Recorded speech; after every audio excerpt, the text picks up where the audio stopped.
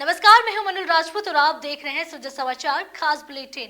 41 जिले 41 खबर में आपको अपने जिले से जुड़ी तमाम छोटी और बड़ी खबरें देखने को मिलेंगी, जिनका सीधा सरोकार आपसे और आपकी सरकार से है।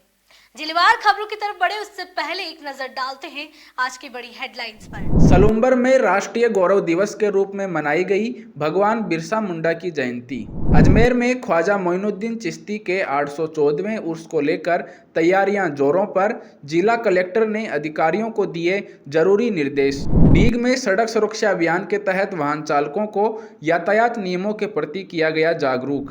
सलूम्बर जिले की सराड़ा पंचायत समिति में भगवान बिरसा मुंडा की जयंती को राष्ट्रीय गौरव दिवस के रूप में मनाया गया। जनजातीय मंत्रालय भारत सरकार के निर्देशानुसार आयोजित गौरव पखवाड़ा कार्यक्रम के तहत ग्रामीण विकास विभाग और पंचायत समिति सराड़ा के सहयोग से राजीविका की महिलाओं ने उत्साहपूर्वक रैली निकाली। यह रैली बस स्टैंड से शुरू होकर तहसील कार्यालय, पुलिस थाना होते हुए पंचायत समिति परिसर तक पहुंची। रैली के बाद वंदे मातरम गीत गाया गया और पंचायत समिति सभागार में भगवान बिरसा मुंडा एवं जनजातीय संस्कृति पर आधारित एक प्रेरक चलचित्र भी प्रदर्शित किया गया।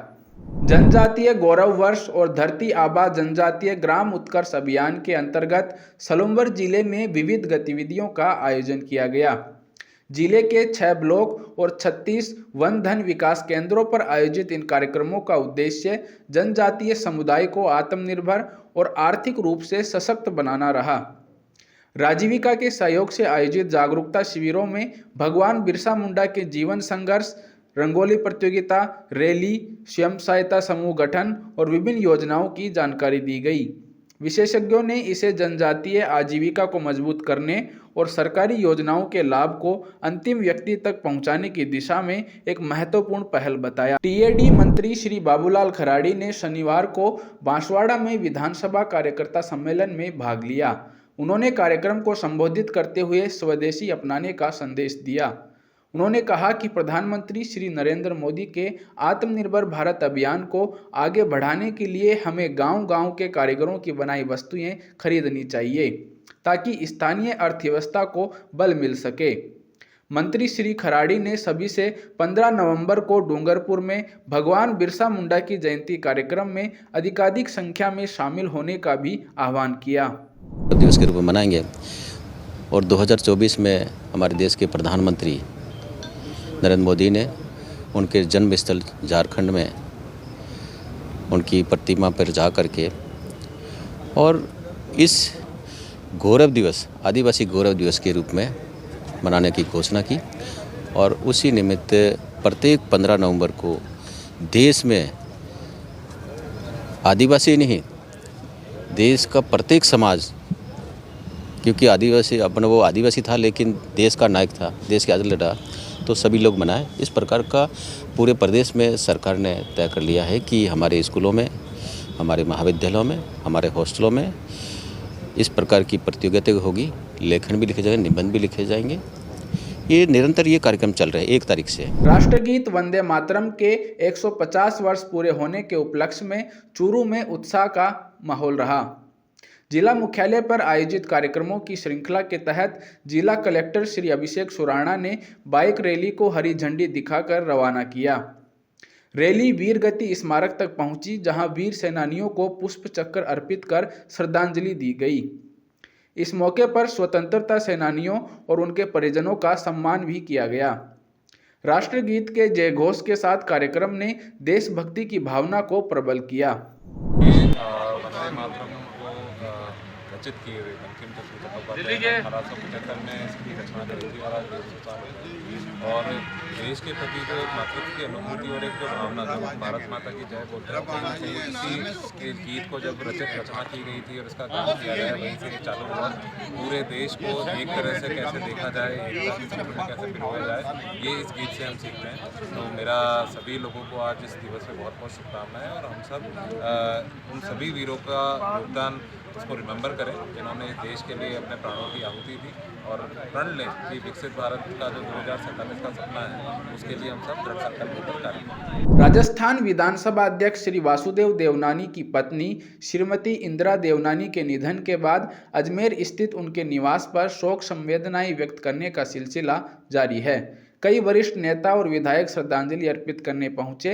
इसी क्रम में जनप्रतिनिधि श्री सतीश पूनिया और विधायक श्री बालमुकुंदाचार्य ने भी निवास स्थान पहुंचकर दिवंगत इंदिरा देवी के चित्र पर पुष्प अर्पित कर श्रद्धांजलि दी। नेताओं ने दिवंगत आत्मा की शांति और परिवार को इस दुख की घड़ी में संबल प्रदान करने की कामना की। अजमेर में विश्व प्रसिद्ध ख्वाजा मोइनुद्दीन चिश्ती के 814वें उर्स को लेकर तैयारियां जोरों पर हैं। जिला प्रशासन पूरी तरह अलर्ट मोड में है ताकि जायरीनों को किसी तरह की असुविधा न हो। शनिवार को कलेक्ट्रेट सभागार में जिला कलेक्टर श्री लोकबंधु की अध्यक्षता में बैठक आयोजित हुई, जिसमें विभिन्न विभागों के अधिकारी और दरगाह से जुड़े प्रतिनिधि शामिल हुए। कलेक्टर ने सुरक्षा, स्वच्छता, यातायात और ठहराव की सुविधाओं पर विशेष ध्यान देने के निर्देश दिए। दरगाह दीवान परिवार की ओर से बताया गया कि उर्स का आगाज 16 दिसंबर से होगा और सभी व्यवस्थाओं को लेकर तैयारी अंतिम चरण में है। आज 814वां जो उर्स 2025 है, उसके लिए जो बड़ी संख्या में जायरीन आते हैं और जो व्यवस्थाएं हमें करनी होती हैं, हर विभाग को जो कार्य हर साल करने होते हैं, और जो जायरीन की बढ़ती संख्या को देखकर जो अन्य जो व्यवस्थाएं करनी है, उसी के लिए आज बैठक रखी गई कि पूरा जो उर्स मेला है वो पूरे शांतिपूर्ण तरीके से संपन्न हो। उसके लिए जो जो व्यवस्थाएं करनी है और गत साल के या पहले के जो एक्सपीरियंस हैं उसके बेसिस पर क्या इम्प्रूवमेंट करना है, ताकि जो अधिक संख्या में जायरीन आते हैं उनके लिए पूरी व्यवस्थाएं हो सके। उसी के क्रम में जो आज ये बैठक रखी गई, और कुछ लोगों ने अपने सुझाव भी दिए कि हम किस तरह से और इसको बेहतर कर सकते हैं। जैसे CCTV कैमराज जो हैं उनकी संख्या बढ़ाई जाए ताकि जो क्राउड कंट्रोल है वो हो सके, इसका पूरा एक सेंट्रलाइज मॉनिटरिंग हो सके। किस प्रकार से जो हम एक्सेस, एंट्री और एग्ज़िट रखते हैं उसको बेहतर किया जा सकता है ताकि लोगों का कोई इनकन्वीनियंस कम हो। किस प्रकार से व्हीकल्स की एंट्री कहाँ तक करनी है, तो छोटे छोटे जो इश्यूज़ हैं, जो आपस में कोऑर्डिनेशन के बिंदु हैं, उनको लेकर सभी विभागों के साथ चर्चा की गई है, सभी स्टेक होल्डर के साथ चर्चा की गई है, और सुनिश्चित कराया जाएगा कि शांतिपूर्ण तरीके से ये संपन्न। बीकानेर में खनन और औद्योगिक विकास की संभावनाओं को लेकर 2 दिवसीय राष्ट्रीय सेमिनार की शुरुआत हुई। औद्योगिक, खनिज और सिरेमिक डाउनस्ट्रीम उद्योग एवं निवेश के अवसर विषय पर आयोजित इस सेमिनार में देश भर से आए खनिज वैज्ञानिकों, शिक्षाविदों और उद्योग जगत के प्रतिनिधियों ने भाग लिया। वक्ताओं ने कहा कि बीकानेर में सिरेमिक हब बनने की अपार संभावनाएं हैं, लेकिन मूल्य संवर्धन की सुविधाओं का विस्तार जरूरी है। उद्घाटन सत्र में क्ले क्राफ्ट इंडिया के डायरेक्टर श्री राजेश अग्रवाल, BTU के कुलगुरु प्रोफेसर अखिल रंजन गर्ग और मुख्यमंत्री के विशेषाधिकारी इंजीनियर कनक छंगाणी समेत अन्य अतिथि मौजूद रहे। सिरेमिक और दूसरे मिनरल, इंडस्ट्रियल मिनरल्स और उसके नीचे जो वैल्यू चेन है उसके बारे में जो चर्चा हो रही है, इसमें 30 अलग अलग प्रकार के पत्रों पर वाचन होगा। इसके अंदर विभिन्न प्रकार की रिसर्च है, उसके ऊपर डिस्कशंस होगा। राजस्थान सरकार के OSD यहाँ पर बैठे थे। इसका मतलब ये क्लियर है कि राजस्थान सरकार का इंटेंट बहुत अच्छा है। वो ये प्रयास कर रहे हैं कि ज़मीन पर जाकर सभी प्रकार के जितने भी एक्सपर्ट्स हैं उनकी राय को जाने, समझे, और जहाँ भी जो कमियाँ हैं उनको सुधार करे। तो मेरे हिसाब से राजस्थान सरकार बेहतरीन काम कर रही है, और ये इस तरह का जो मैसेज होता है, लीडरशिप एक मैसेज ही देती है, तो बहुत ही बेहतरीन काम है। मैंने उस वक्त भी बताया था कि ज़मीन बड़ी चाहिए। यहाँ पे ज़मीन इतनी बड़ी नहीं मिलती, सप्लाई गैस की नहीं है, रॉ मटेरियल खाली बीकानेर से भी नहीं चलता, और भी कुछ मिनरल इसमें ऐड करने पड़ते हैं तब ये टाइल फैक्ट्री बनती है। और स्पेशली लैंड की बहुत बड़ी प्रॉब्लम है। एंटरप्रेन्योर्स तो हैं, एंटरप्रेन्योर्स के लिए तो आने के लिए तैयार हैं लोग यहाँ पर, लेकिन ज़मीन और गैस, इन 2 चीज़ों की भारी कमी है। संगोष्ठी का मुख्य उद्देश्य क्या है? संगोष्ठी का मुख्य उद्देश्य है कि इस क्ले को हम और कैसे ऐड कर सकते हैं, कैसे मिनरल को वैल्यू ऐड कैसे कर सकते हैं, उसमें क्या चीज़ मिलाएं, या उसका कैसे प्रोसेसिंग करें, या 3-4 मिनरल को कैसे मिलाकर एक रेडीमेड, आजकल क्या है, इंडस्ट्रीज को रेडीमेड प्रोडक्ट चाहिए। तो हमारा जो मिनरल जो निकलता है माइन से, वो तो नेचुरली निकलता है, लेकिन उनको रेडीमेड चीज़ चाहिए। तो हम वो चाहते हैं कि भाई ये कैसे 4-5 मिनरल को मिलाकर एक ऐसा कोई प्रोडक्ट तैयार किया जाए जो उनका सीधा स्किल भी बड़ी चुनौती है आपकी।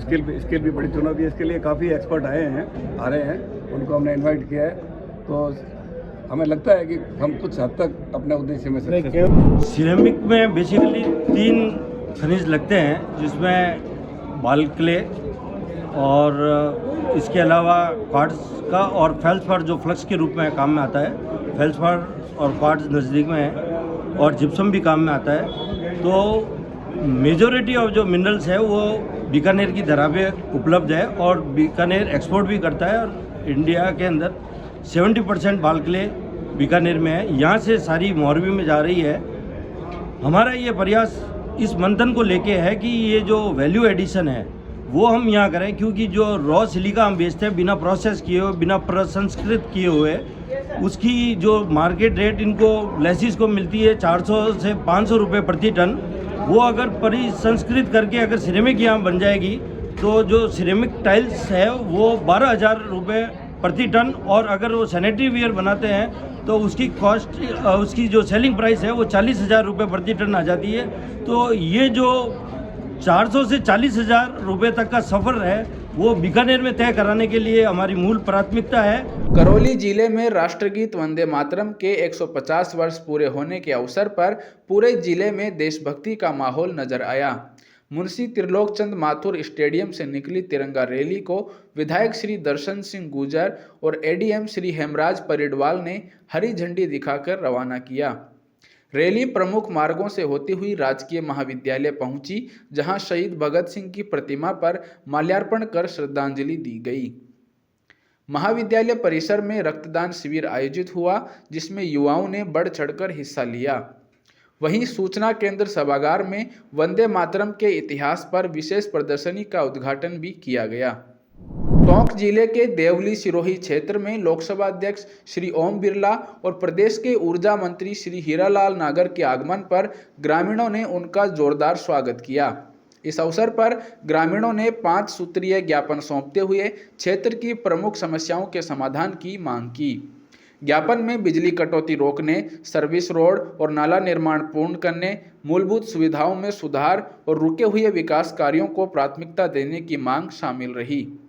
मंत्री श्री हीरालाल नागर ने आश्वासन दिया कि सभी मुद्दों पर शीघ्र कार्रवाई होगी और सिरोही क्षेत्र के विकास को प्राथमिकता दी जाएगी। टोंक में लोकसभा अध्यक्ष श्री ओम बिरला शनिवार शाम को श्री पार्श्वनाथ दिगंबर जैन मंदिर में चल रहे पंच कल्याणक महोत्सव में पहुंचे। उन्होंने धर्म सभा को संबोधित किया और आचार्य वर्धमान सागर महाराज से आशीर्वाद लिया। श्री बिरला ने कहा कि यह महोत्सव जन्म से मोक्ष तक की यात्रा का प्रतीक है, जो करुणा, तप और सत्य के मार्ग पर चलने का संदेश देता है। उन्होंने भगवान महावीर के अहिंसा और दया के विचारों को अपनाने की अपील करते हुए कहा कि समाज को करुणा और परोपकार की भावना से आगे बढ़ना चाहिए। जी का दर्शन करने का सौभाग्य मिला। आचार्य जी ने, आचार्य शांति सागर जी की महाराज के सानिध्य में जो कुछ भी जीवन में प्राप्त किया वह अपने उपदेश से, अपने ज्ञान से समाज जीवन को नया दर्शन, नया विचार और सत्य के मार्ग पर, करुणा के मार्ग पर चलने की प्रेरणा देते हैं। मुझे खुशी है कि टोंक की इस आध्यात्मिक नगरी में पंच कल्याण महोत्सव हो रहा है आचार्य वर्धमान सागर महाराज जी के सानिध्य में। और ये पंच कल्याण महोत्सव जन्म से लेकर मोक्ष की यात्रा और किस तरीके से हम जन्म लेकर मोक्ष को, अपने जीवन को सत्य, करुणा, दया, परोपकार पर गुजार सकते हैं। झुंझुनू में स्त्री शक्ति महिला समूह की ओर से आयोजित हेल्थ अवेयरनेस कैंप में चौंकाने वाले नतीजे सामने आए हैं। 6 चिकित्सकों की टीम ने करीब 1000 से अधिक बच्चों की जांच की, जिसमें पाया गया कि मोबाइल और लैपटॉप पर अधिक स्क्रीन टाइम के कारण बच्चों की दूर की नज़र कमज़ोर हो रही है। वहीं पैक्ड और जंक फूड खाने से बच्चों की ग्रोथ भी रुक रही है और इम्यूनिटी कमज़ोर हो रही है। डॉक्टरों ने अभिभावकों को बच्चों के खानपान पर ध्यान देने और आउटडोर एक्टिविटी बढ़ाने की सलाह दी है। कैंपस में स्त्री शक्ति की टीम और स्कूल के संयुक्त तत्वाधान में नर्सरी क्लास से लेकर के 8th क्लास तक के बच्चों का, जिसमें लगभग छोटे बच्चे ही ज़्यादातर हैं इसमें कैंप में, उन बच्चों का मेडिकल जनरल हेल्थ चेकअप रखा गया है। उसमें उन बच्चों के जैसे हाइट है, वेट है, ब्लड टेस्ट है, ब्लड ग्रुप टेस्ट है, उनके साथ साथ उनकी आइज़ का टेस्ट है, डेंटल सर्जन हैं, डेंटल के डॉक्टर्स हैं, साथ में चाइल्ड स्पेशलिस्ट हैं। जो बच्चों में जनरल मौसम का भी चेंजमेंट हो रहा है अभी, तो उसके अकॉर्डिंग भी, और बच्चों की मतलब कि जो बेसिक जांच होती है मेडिकल के लिए, वो जांच आज बच्चों की डॉक्टर्स के द्वारा, पूरी डॉक्टर्स की टीम है एक, जिसमें चाइल्ड स्पेशलिस्ट ले लेके डेंटल हैं, ऑफ्थो हैं, और डॉक्टर्स की टीम इनकी जांच कर रही है। स्त्री शक्ति द्वारा आयोजित ये हेल्थ अवेयरनेस कैंप में है। स्पेशली इस काउंटर पे हम लोग बीपी, शुगर, हीमोग्लोबिन जो कि बेसिक टेस्ट है वो कर रहे हैं। साथ ही साथ हमारा मेन मकसद है, आजकल जो लोगों में कैंसर को लेकर डर है उसके प्रति जागरूकता, तो कैंसर अवेयरनेस को लेकर हम यहाँ पे कैंसर की स्पेशल स्क्रीनिंग करवा रहे हैं सभी स्टाफ मेंबर्स के लिए, और जो भी आसपास के लोग यहाँ आए हैं उनका हम कैंसर का स्क्रीनिंग कर रहे हैं। तो मैं अनुश्री डायग्नोस्टिक सेंटर को बहुत बहुत धन्यवाद देती हूँ जिन्होंने हमें ये सपोर्ट किया, और प्रिंस इंटरनेशनल स्कूल को जिन्होंने इतनी जागरूकता दिखाते हुए बच्चों और स्टाफ के लिए ये व्यवस्थाएं की। सर, हम एक एनजीओ रन करते हैं। हमारा जो एनजीओ है कई हेल्थ कैंप्स कर चुका है, और हम लोग साल भर में कई एक्टिविटीज़ करते हैं, जिनमें हेल्थ कैंप में भी थोड़े दिनों पहले हमने एक मेडिकल कैंप किया था, that was open for all. उसके बाद हमने भी ब्लड डोनेशन कैंप किया था, और उसके बाद हम ये देख रहे थे कि बच्चों में और पेरेंट्स में बच्चों की हेल्थ को लेकर थोड़ा अवेयरनेस हो पाए। तो झुंझुनू में वंदे मातरम की 150वीं वर्षगांठ के तहत भव्य कार्यक्रम का आयोजन किया गया, जिसमें देशभक्ति का जोश नजर आया। राजकीय पीरू सिंह उच्च माध्यमिक विद्यालय में आयोजित इस कार्यक्रम में स्वतंत्रता सेनानियों के परिजनों का सम्मान किया गया और विद्यार्थियों ने देशभक्ति से ओतप्रोत सांस्कृतिक प्रस्तुतियां दी। विधायक श्री राजेंद्र भांबू के मुख्य आतिथ्य में हुए आयोजन में जिला कलेक्टर डॉक्टर अरुण गर्ग समेत कई जनप्रतिनिधि और अधिकारी मौजूद रहे। मंच से वंदे मातरम गीत के ऐतिहासिक महत्व और आज़ादी के आंदोलन में इसके योगदान को रेखांकित किया गया, जिससे पूरा माहौल देशभक्ति के रंग में रंग गया। मातरम के 150 वर्ष पूरा होने पर एक कार्यक्रम पूरी श्रृंखला बनाई गई है। उसी श्रृंखला के एक भाग के रूप में आज सांस्कृतिक कार्यक्रम और स्वतंत्रता सेनानियों के परिजन का सम्मान किया गया है। इसमें जिला प्रशासन, नगर परिषद, जनप्रतिनिधिगण, विभिन्न विद्यालय, आमजन ने बढ़ चढ़ के भाग लिया है, और इसका उद्देश्य यही है कि देशवासियों में जो देश प्रेम की भावना है उसको रिकिंडल किया जाए। हमारी युवा पीढ़ी को बताया जाए कि देश को आज़ादी ऐसे ही नहीं मिली है, उसके लिए बहुत त्याग किया गया है, और जो आज़ादी मिली है वो हमें एक पॉलिटिकल आज़ादी तो मिल गई है, लेकिन जो उद्देश्य के लिए आज़ादी प्राप्त की उसके लिए हमें और प्रयास करना होगा। मुझे बड़ी खुशी है कि बहुत ही ऊर्जा के साथ, बहुत उत्साह के साथ ये आयोजन हुआ। पूरे भारतवर्ष में यानी कि 7 नवंबर से 150 वर्ष वंदे मातरम राष्ट्रगीत को हो चुके हैं।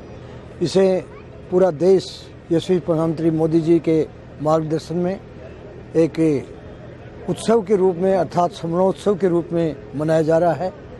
वंदे मातरम गीत एक ऐसा गीत था जिसे अगर ये कहा जाए कि कलम तलवार बन गई और शब्द थे, उन्होंने आज़ादी की लौ को एक ज्योति के रूप में जलाया। इस गीत को जब बंकिम चंद्र चटर्जी ने रचा तो उस समय सारा जनमानस उद्वेलित हो गया। चित्तौड़गढ़ जिले के निम्बाहेड़ा में वंदे मातरम की 150वीं वर्षगांठ के उपलक्ष्य में राष्ट्र भावना और एकता का संदेश देते हुए सामूहिक वंदे मातरम गान का आयोजन हुआ। मेवाड़ प्रेस क्लब के तत्वावधान में महाराणा प्रताप सर्कल पर आयोजित कार्यक्रम की शुरुआत भारत माता और महाराणा प्रताप की प्रतिमा पर माल्यार्पण से हुई। मुख्य अतिथि श्री हर्षवर्धन सिंह रुद्र ने बताया कि यह अभियान पूरे वर्ष भर चलेगा, जिसमें देश भर में राष्ट्रगीत के इतिहास पर परिचर्चा, सांस्कृतिक कार्यक्रम और जन जागरूकता गतिविधियां आयोजित होंगी। कार्यक्रम में सभी ने एक स्वर में वंदे मातरम गाकर राष्ट्र प्रेम और स्वाभिमान का संदेश दिया। भारत के स्वाधीनता संग्राम में वंदे मातरम गान का जो उस गीत का ताकत थी, जो उस गीत ने लोगों में आज़ादी की अलग जगाई, आज भी उस वंदे मातरम गान का वही हमारे बीच में उतना ही जो आज भी ऊर्जा पैदा करता है और हमारे भारत को आगे बढ़ने के लिए हमेशा प्रेरित करता है। अभी प्रधानमंत्री नरेंद्र मोदी जी ने वंदे मातरम गान के 150 वर्ष पूर्ण होने पर निर्णय लेकर पूरे देश में वंदे मातरम गान के 150 वर्ष एक उत्सव के रूप में मनाया जाए, इस तरह का एक निर्णय किया है। और आज पूरा देश 7 नवंबर से लेकर पूरे वर्ष पर्यंत ये वंदे मातरम गान के उत्सव के रूप में एक पर्व मनाया जाएगा। राजसमंद जिले के नाथद्वारा विधानसभा क्षेत्र के बनेड़िया ग्राम पंचायत से जिला प्रशासन ने स्वच्छता और शिक्षा को जोड़ते हुए एक अनूठी पहल की शुरुआत की है। स्वच्छता और शिक्षा एक नई उड़ान अभियान के तहत बच्चों को वेस्ट पॉलीथीन से भरी बोतलें जमा करने पर कॉपी, पेन, पेंसिल और पौधे दिए जा रहे हैं। जिला कलेक्टर श्री अरुण कुमार हसीजा के नेतृत्व और सीईओ श्री ब्रिजमोहन बेरवा के निर्देशन में शुरू हुई इस पहल का उद्देश्य बच्चों में स्वच्छता की भावना, शिक्षा के प्रति उत्साह और पर्यावरण संरक्षण की जिम्मेदारी विकसित करना है। बनेड़िया ग्राम पंचायत में प्रशासन महोदय के सहयोग से अभियान चलाया है स्वच्छता और शिक्षा एक नई उड़ान। इसमें हम जो बच्चा एक प्लास्टिक की बोतल में जितनी पॉलीथीन भर के लाएगा वो हमें देगा और हम उसको इनाम में एक कॉपी, पेंसिल, रबड़ ये उसको एक इनाम के रूप में, गिफ्ट के रूप में देंगे। ये अभियान इसलिए चला रहे हैं कि अगर स्वच्छता रहेगी तो शिक्षा का प्रवेश अपने आप ही होता है। स्वच्छता और शिक्षा दोनों जुड़े हुए हैं और आज मुझे खुशी है कि पूरे बनेड़िया में आज कोई ढूंढने से भी प्लास्टिक नहीं बता सकता है। तो निश्चित रूप से एक सफल कार्यक्रम सरपंच साहब ने आज करवाया है और ये अभिनव प्रयोग के रूप में राजसमंद जिले में लगातार इसी तरह से जारी रहेगा और हम लोग अभी इसको और बड़े पैमाने पर लेके जाएंगे और जिले में लाखों बोतल में ये जो पॉलीथीन रूपी जिन्न है, जो राक्षस है, इसको हमेशा के लिए बंद कर देंगे और इसका एक कोई आर्ट के रूप में इसको डेवलप उसी गांव में हम करेंगे। पाली जिले के सुमेरपुर उपजिला अस्पताल में डिलीवरी के दौरान पैसे लेने का मामला सामने आया है, जिसके बाद सरकार और प्रशासन ने सख्त रवैया अपनाया है। निरीक्षण के दौरान कैबिनेट मंत्री और स्थानीय विधायक श्री दोराराम कुमावत के सामने एक महिला ने आरोप लगाया कि अस्पताल में डिलीवरी करवाने के लिए 10,000 रुपये तक वसूले जाते हैं। मंत्री ने तत्काल मामले की गंभीरता को समझते हुए कहा कि सरकारी अस्पतालों में इलाज और दवाइयां पूरी तरह निःशुल्क हैं और यदि किसी ने पैसे लिए हैं तो उस पर सख्त कार्रवाई की जाएगी। अस्पताल प्रभारी डॉक्टर महिपाल सिंह परमार ने भी जांच कर दोषियों पर कार्रवाई का आश्वासन दिया है। सभी सरकारी हॉस्पिटलों में सारी सुविधाएं निःशुल्क है, डिलीवरी भी निःशुल्क है और दवाइयाँ भी निःशुल्क है, पूरा इलाज निःशुल्क है। आरोप लगाने वाली महिला मुझसे मिली है, उनको कहो कि आप लिख के दो या जो पेशेंट जिनके पास से यदि किसी ने मांगा है तो उनको एक बार जैसे लिख के या एक बार एसडीओ साहब के सामने पेश कर दो। यदि जांच में सही पाया जाता है, वो एसडीओ साहब जांच करवा लेंगे और जांच में सही पाया जाता है तो निश्चित रूप से उसके विरुद्ध कार्रवाई। बड़ी रकम होती है लेने का आरोप लगा, इस पर क्या कार्रवाई होगी? सरकार के मंशा के अनुरूप हम हॉस्पिटल में सभी मरीजों को बिल्कुल फ्री सुविधाएं देते हैं। जांचें भी फ्री है, मेडिसिन भी फ्री है, रहना और यहाँ पे स्टे भी फ्री है। अगर किसी मरीज ने आरोप लगाया है और मेरे पास लिखित में शिकायत पेश करता है तो निश्चित रूप से उसकी जांच करके नियमानुसार उसमें एक्शन लिया जाएगा। कौन है ये डॉक्टर साहब, इनके जो आरोप लगाया है उनका क्या नाम है? ये भी शायद स्त्री रोग विशेषज्ञ के बारे में बात कर रहे थे, तो मैं डॉक्टर साहब से बात करूंगा और अगर लिखित में शिकायत आती है तो बिल्कुल विस्तृत रूप से इसकी जांच करवाई जाएगी और नियमानुसार इसमें एक्शन लिया जाएगा। आप प्रभारी हो, आपके ध्यान में ऐसी बात कभी नहीं आई क्या?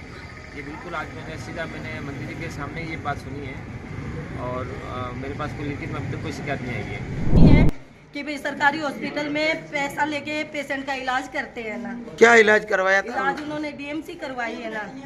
डीएमसी का उन्होंने 8 या 10,000 रुपये लिए, 1 से 10 लिए, 1 से 8 लिए है ना। क्या नाम है पेशेंट का? पेशेंट का दुर्गा नाम है ना। दुर्गा, आप उनसे बात की थी?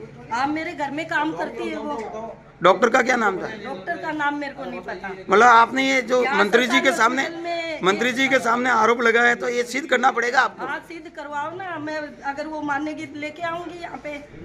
डूंगरपुर जिले में राष्ट्रगीत वंदे मातरम की 150वीं वर्षगांठ पर रविवार को शहर में तिरंगा यात्रा निकाली गई। प्रभारी मंत्री श्री बाबूलाल खराड़ी, जिला कलेक्टर श्री अंकित कुमार सिंह और एसपी श्री मनीष कुमार ने भी हाथों में तिरंगा लेकर वंदे मातरम के जयकारे लगाए।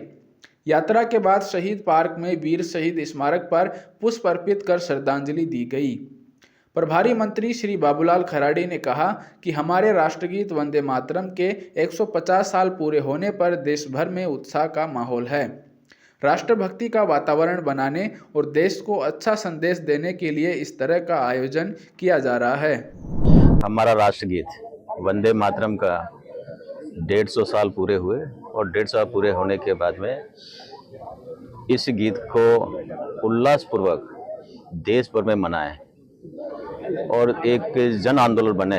इसके लिए हमारे देश के प्रधानमंत्री जी की मंशा थी कि इसकी जयंती भी मनाई जाए, 150 वर्ष पूरे होने पर एक उत्सव के रूप में मनाया जाए।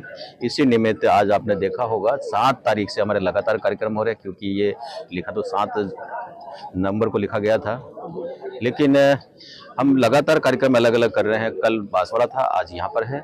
आपने देखा होगा कि मोटरसाइकिल रैलियाँ थी, कुछ पैदल चल रहे थे और वंदे मातरम गाते हुए अपने पूरे सिटी में होकर के निकले हैं। एक देश भर में एक अच्छा उत्साह का वातावरण राष्ट्रगीत के प्रति लोगों का बने, क्योंकि ये गीत हमारे देश के आज़ादी के लिए एक प्रतीक बन गया था, तो इसको हम पूरे उत्साह से मना रहे हैं। डीग में सड़क सुरक्षा नियमों का कड़ाई से पालन सुनिश्चित करने के लिए पुलिस ने रविवार को बहज चौकी पर सख्त कार्रवाई की। इस अभियान के तहत बिना हेलमेट 2 पहिया वाहन और बिना सीट बेल्ट 4 पहिया वाहन न चलाने पर जोर दिया गया। कोतवाली थाना पुलिस ने नियमों का उल्लंघन करने वाले चालकों के चालान भी काटे। एएसआई श्री राजवीर सिंह ने कहा कि चालान से बचने के लिए नहीं, बल्कि अपनी और अपनों की सुरक्षा के लिए हेलमेट और सीट बेल्ट पहनना जरूरी है। एसपी साहब के आदेश अनुसार यहाँ नाकाबंदी की जा रही है, क्योंकि यहाँ राजस्थान में दुर्घटनाएं ज़्यादा हो रही हैं, तो हेलमेट नहीं लगाना, सीट बेल्ट नहीं लगाना और ख़तरनाक तरीके से वाहन चलाना, तेज़ गति से वाहन चलाना, ये सभी कार्रवाइयाँ अपने द्वारा की जा रही हैं। सर कितनी हो गई अब तक? अब तक 3 कार्रवाई हुई हैं, हम अभी आए थे, और 3 तो गलत साइड में वाहन चलाने की, 1 260 MBS में जो तेज गति से वाहन चलाने की। झीलों की नगरी उदयपुर का माहौल संगीत से सराबोर रहा। प्रसार भारती और संस्कृति मंत्रालय के संयुक्त तत्वावधान में 67वां आकाशवाणी संगीत सम्मेलन राजस्थान कृषि महाविद्यालय के सभागार में आयोजित हुआ। कार्यक्रम में जाने माने गायक मोहम्मद अमान ने शास्त्रीय गायन प्रस्तुत किया, जबकि श्री विजेंद्र गोयल ने गजल से समा बांधा। मुख्य अतिथि टीएडी मंत्री श्री बाबूलाल खराड़ी और विधायक श्री फूल सिंह मीणा ने भी इस अवसर पर हिस्सा लिया। उदयपुर आकाशवाणी केंद्र के उप महानिदेशक श्री राजेंद्र नाहर ने बताया कि इस सम्मेलन की रिकॉर्डिंग दूरदर्शन और आकाशवाणी के डिजिटल प्लेटफॉर्म्स पर 31 दिसंबर को प्रसारित की जाएगी। म्यूजिक सुभाड़िया यूनिवर्सिटी, आज आकाशवाणी का ये प्रोग्राम हमने सुना। बहुत सालों बाद आकाशवाणी का तरफ से ये प्रोग्राम हुआ, जो नेशनल प्रोग्राम है। इसमें जो शास्त्रीय संगीत और भजन का, सुगम संगीत का प्रोग्राम हुआ। अमान खान ने बहुत ही अच्छा गाया। पूरिया कल्याण राग जो गाया वो बहुत ही बड़ा ख्याल, फिर छोटा ख्याल, फिर उसमें बंदिश गाई, तो बहुत ही सुरीला गाया। गले की भी बहुत अच्छी तैयारियां थी उनकी, और जो राग का जो शुद्धता थी वो उनकी कायम रखी। तबले की संगत भी बहुत ही अच्छी थी उनके साथ। और दूसरा जो विजेंद्र जी ने, डॉक्टर विजेंद्र गौतम ने लाइट म्यूज़िक का, सुगम संगीत का प्रोग्राम दिया, तो उसमें कुछ भजन गाए, मीरा, कबीर, तुलसी, सूरदास के, बहुत ही सुरीला गाया है। मैं आज का इस प्रोग्राम को मैंने अटेंड किया है, और मैं आपको सच बताऊं कि मेरी आत्मा ना तृप्त हो गई सुन कर के। जो भजन और जिस तरीके की प्रस्तुति थी वो मैं बहुत टाइम से सोच रही थी अटेंड करने का, और आज मुझे ये अवसर प्राप्त हुआ, जिसकी वजह से मैं इतनी प्रसन्न हूँ कि मैं आपको बता नहीं सकती हूँ। और मैं इस माध्यम से ये कहना चाहूँगी कि हर इंसान को इस तरीके के प्रोग्राम्स अटेंड करते रहने चाहिए, ताकि उनकी उनका जो मन है वो जिन भी कारणों से अशांत रहता है उसको थोड़ी सी शांति मिलती है, क्योंकि हम टीवी रेडियो तो हमेशा ही सुनते रहते हैं, लेकिन लाइव इस तरीके के प्रोग्राम्स को देखना जो है ना वो बहुत अच्छी बात है। तो मैं आप सब लोगों से बार बार निवेदन यही करूंगी कि अगर कोई भी इस तरीके का प्रोग्राम हमारे शहर में या कहीं और आपको मौका मिलता है तो आपको ज़रूर जाना चाहिए और आपको ज़रूर उसको अटेंड करना चाहिए और लोगों को भी प्रोत्साहित करना चाहिए कि आप इस तरीके के प्रोग्राम्स को अटेंड करें। इससे कलाकारों को तो जो है प्रोत्साहन मिलता ही है, साथ में हम लोगों को भी इतना अच्छा लगता है कि जिसको शब्दों में मैं बयान नहीं कर सकती। संगीत सम्मेलन का आयोजन आज उदयपुर शहर में किया गया। आरसी सभागार में शहर के संगीत प्रेमियों ने उसका बहुत लुत्फ पाया, जमकर उसको आनंद किया और मनोरंजन उठाया। आकाशवाणी संगीत सम्मेलन जैसा सभी को पता है कि 1954 से आकाशवाणी द्वारा किया जा रहा है। इस सम्मेलन से कई प्रतिभाएं अपने मुकाम तक पहुंची है और कई मुकाम पे पहुंची प्रतिभाओं ने इसमें अपना परफॉर्मेंस दिया है। इस सम्मेलन का आयोजन इस महीने के दौरान 24 शहरों में किया जा रहा है पूरे देश भर के, और उनकी जो रिकॉर्डिंग है वो दिसंबर एंड जनवरी के माह में रात को 10 से 11 बजे के बीच में आकाशवाणी पर प्रसारित भी की जाएगी और डीडी भारती चैनल पर भी प्रसारित की जाएगी। साथ ही हमारा जो OTT है, म्यूज़िक ऐप है, उन पर भी प्रसारित किया जाएगा। सभी संगीत प्रेमी ने जो उठाया आनंद, उसके लिए शहर के जो संगीत प्रेमी आए उनका हम आकाशवाणी की ओर से धन्यवाद भी अर्पित करते हैं। और मैं उदयपुर शहर से हूँ और मुझे यहाँ आकाशवाणी द्वारा आयोजित संगीत कार्यक्रम में बहुत ही अच्छा लगा सम्मिलित होकर। हमारे यहाँ सम्मान्य महोदय सर जी, गौतम सर जी और मोहम्मद अमान खान साहब आए थे और जिस तरह से उन्होंने यहाँ समा बांधा है और जो प्रस्तुति दी है, पूरा जो समारोह इतना अच्छे से चला है कि हम बहुत खुश हो गए। इतना संगीतमय वातावरण हो गया कि सब ने खूब तालियों से उनका स्वागत किया और बहुत ही दिल हृदय गदागद हो गया। तो हमें बहुत खुशी है और बहुत ही अच्छा लगा। धन्यवाद पूरी उदयपुर शहर को कि वो यहाँ उपस्थित हुए और इतना अच्छे से उनका स्वागत किया और इतना अच्छे से उनका आवभाव किया कि हमें बहुत अच्छा लगा। मैं यहाँ पे स्पेशली आकर बहुत खुश हुई हूँ। झुंझुनू में वंदे मातरम की 150वीं वर्षगांठ के अवसर पर बाइक स्कूटी रैली आयोजित की गई। रैली को हरी झंडी दिखाने के बाद जिला कलेक्टर डॉक्टर अरुण गर्ग ने भी स्कूटी चलाते हुए करीब 4 किलोमीटर का सफर तय किया। उन्होंने हेलमेट पहनकर सभी यातायात नियमों का पालन किया। रैली सेठ मोतीलाल स्टेडियम से शुरू होकर शहीद स्मारक पर संपन्न हुई। शहीद स्मारक पर अधिकारियों और जनप्रतिनिधियों ने शहीदों को श्रद्धा सुमन अर्पित किए।